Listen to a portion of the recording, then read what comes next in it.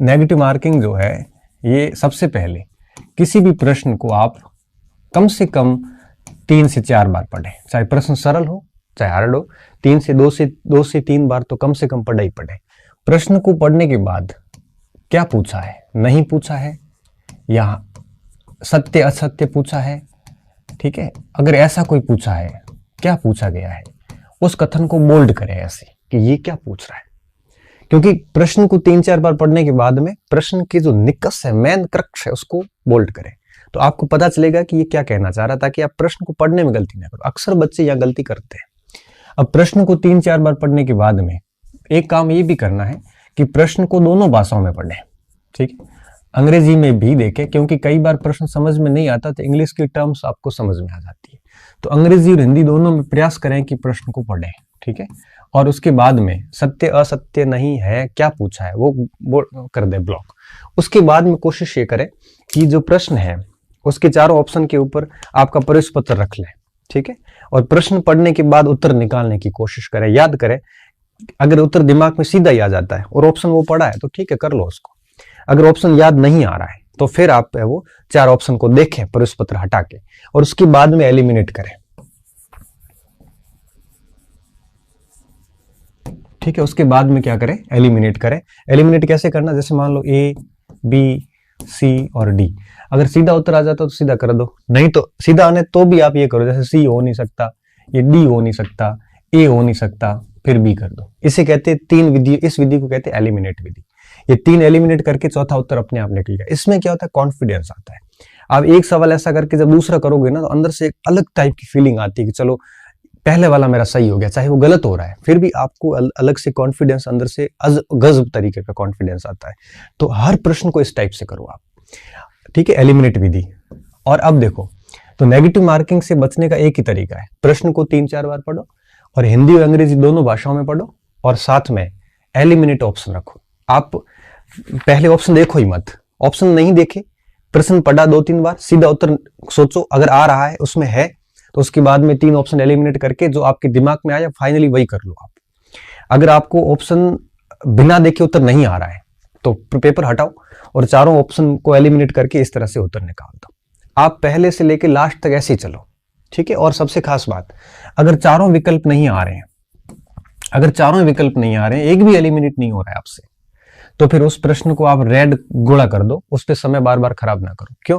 क्योंकि उस प्रश्न पे ऐसे असभ्य तुक्के मत लगाओ। आप लोग क्या करते हैं, कई बार ऐसे देख के कर लेते हैं कि बस हो जाएगा, ऐसे 3-4 सवाल आप करके आते हो, ये तो फिर वही है कि आप अपना ही नुकसान कर रहे हैं, ठीक है।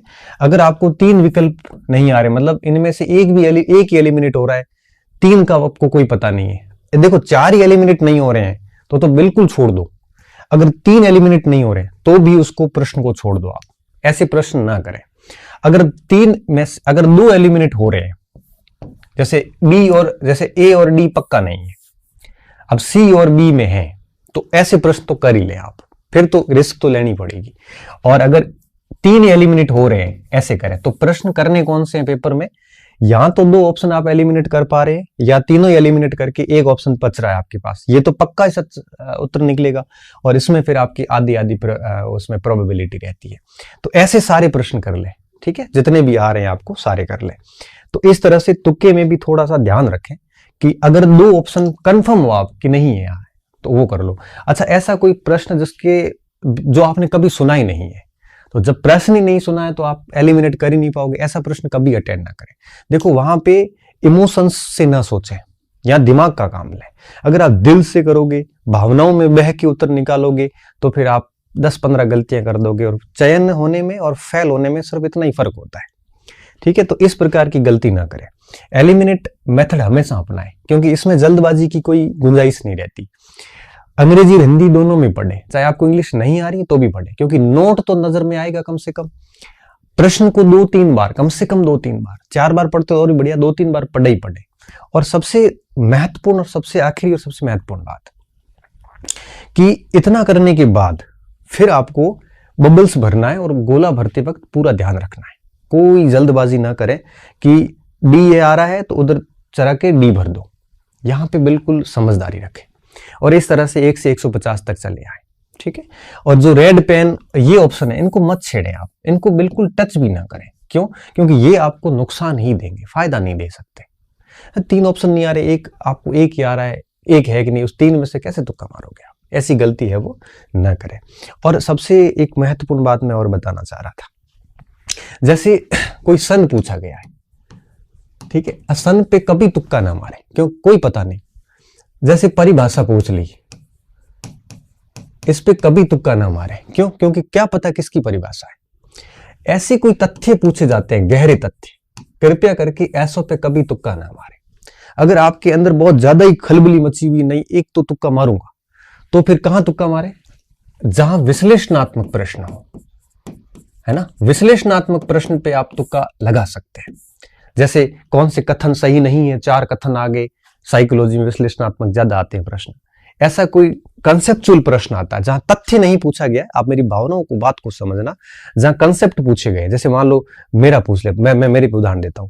जैसे पूछे कि मेरा जन्मदिन है, जैसे आ गया 3 जुलाई, 4 जुलाई, 5 जुलाई, 6 जुलाई, यहां तुक्का मत लगाए।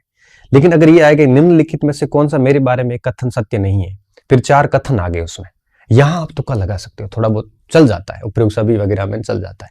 लेकिन इस स्थिति में तो कभी तुक्का ना लगाए। विश्लेषणात्मक में लगाया जा सकता है तुक्का, ठीक है। और वो भी कब? जब आपको लगता है कि ठीक है, 1-2 ऐसे कर लेते हैं तो करना, अदरवाइज नहीं करना, ठीक है। इन बातों का पूरा ध्यान रखोगे तो मैं दावे के साथ कह सकता हूं कि आपका पेपर बहुत बढ़िया जाएगा, ठीक है। अब लास्ट तक आप इस वीडियोस को पूरा सुनना और इस बात को फॉलो करना। अब मैं आपको विश्वास के साथ कह सकता हूं कि आपका पेपर बहुत बढ़िया जाने वाला है। जब मेरे जैसा सामान्य व्यक्ति जिसके पास कोई ऐसा गोल्डन हैंड ना हो और बड़े आराम से सारी चीजें कर सकता है धैर्य के साथ, तो आप भी कीजिए। जब स्ट्रेस जैसी स्थिति आती है तो लंबी सांस लीजिए, सारी चीजें ठीक हो जाती है। और 2-3 बार डीप ब्रीथिंग करते हैं तो स्ट्रेस रिलीज हो जाता है, ठीक है। वो करिए और इस तरह से पेपर को अटेंड कीजिए। साथ साथ में समय का भी ख्याल रखिए और मार्कशीट ठीक से भरिए।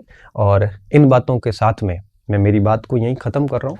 उम्मीद है कि ये वीडियो आपके लिए बहुत फायदेमंद सिद्ध होगा। मैं आपका समय नहीं खराब करना चाहता था, लेकिन मैं चाहता हूँ कि इसकी वजह से अगर आपके 2-4 सवाल भी सही होते हैं तो मेरा ये मैंने जो आपका आधा घंटा लिया है, ये आपके लिए फायदेमंद होगा, नुकसान नहीं होगा, ठीक है। और अगर कोई फिर भी, मुझे नहीं लगता कि कोई प्रश्न शेष बचा है, फिर भी कोई छोटा मोटा प्रश्न शेष बचा है तो उसका उत्तर खुद से तलाश लेना।